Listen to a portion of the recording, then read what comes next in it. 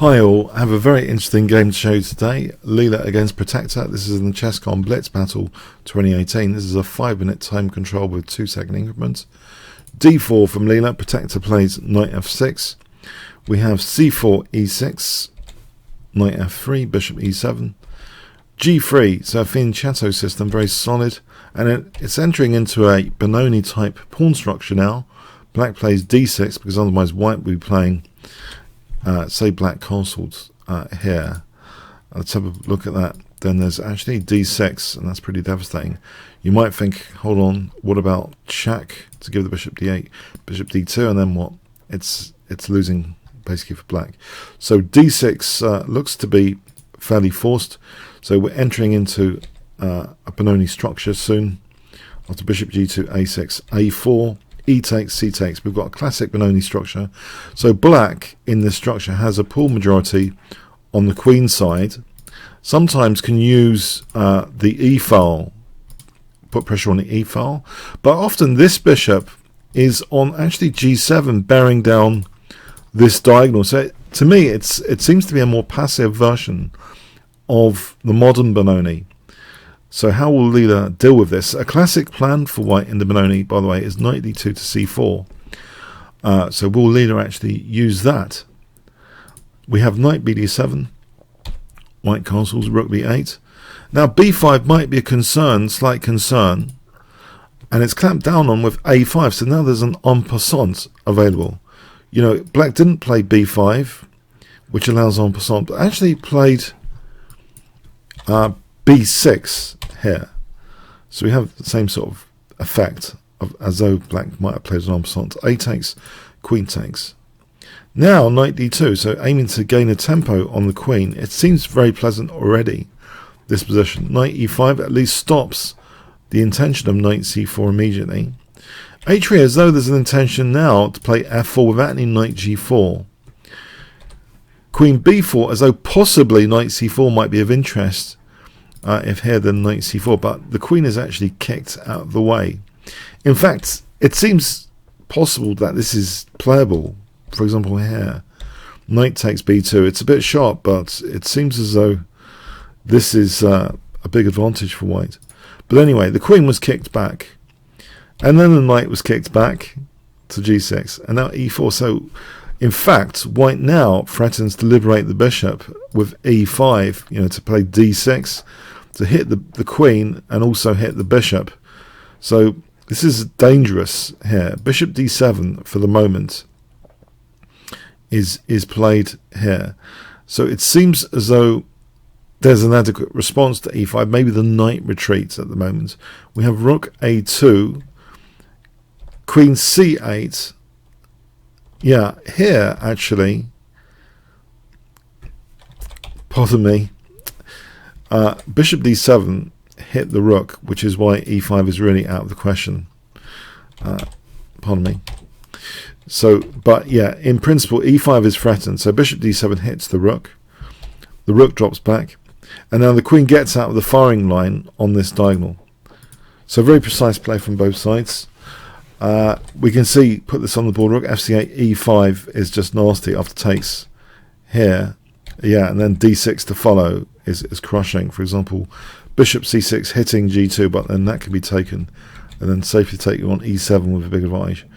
So anyway, the rook moves back. So this idea of e5 is there. Queen c8 stepping out of the firing line diagonal. King h2, which also protects this pawn. So black's had a few threats, but seems to be being pushed back systematically in this game. Rook e8, b3, giving b2 for the bishop sometimes.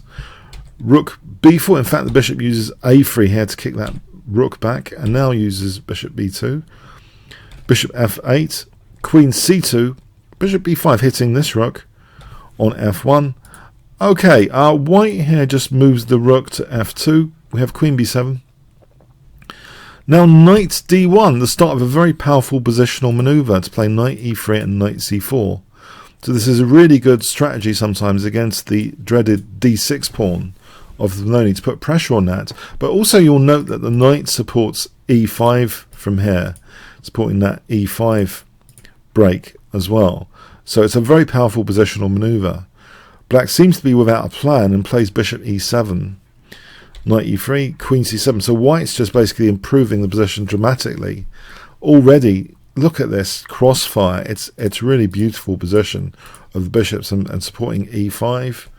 We have bishop f8. Black is just totally confused, it seems, but has to try and put a lock on at least this e5, trying to discourage e5 at the very least. So a lot of pieces are trying to lock that down. Pardon me. So let's get back to that. Pardon me. So this bishop goes back. We have rook a1, rook d8, rook bd8, bishop f3, which takes away that g4 square in advance and vacates g2. I mean, g4 is even greater covered.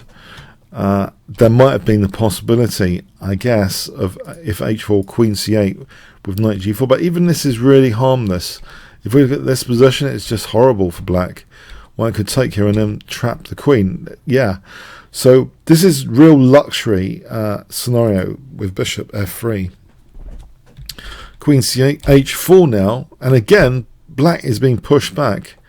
And in fact, Leela goes all in, it seems, with g4. Look at these pawns. They're really impressive and aggressive here. Bishop takes, giving up the light square bishop. Queen b7, g5, pushing black back again and keeping control of all key squares, including e5. h5, this looks really crushing visually. Rook b8, bishop g4, but is it? You'll note that the rook and queen hold that b2 bishop here. So we have rook e8. Bishop gets out of the way anyway, freeing up some pieces maybe. Rook e8, queen d3, queen a7. Black is just helpless here, waiting. Now Leela cruelly reroutes this bishop to get onto an attacking diagonal with bishop c2, because then an e5 when we got things like queen takes h7, mate. So knight c8, bishop c2. We have g6, a necessary evil, but opening up now this diagonal. Lovely weaknesses on dark squares to try and tap into. Knight g4 immediately going into that f6. Bishop g7, knight f6 check, and the dreaded form pawn is established. And this is just really crushing. Rook g1, putting more pressure on g6. That pawn chain is about to be broken down. This pawn chain around the king is just at melting point. Now queen d7, queen d2, with the idea simply of queen h6 and queen g7 mating. This is a really crushing ending game. Rook takes e4 in total desperation.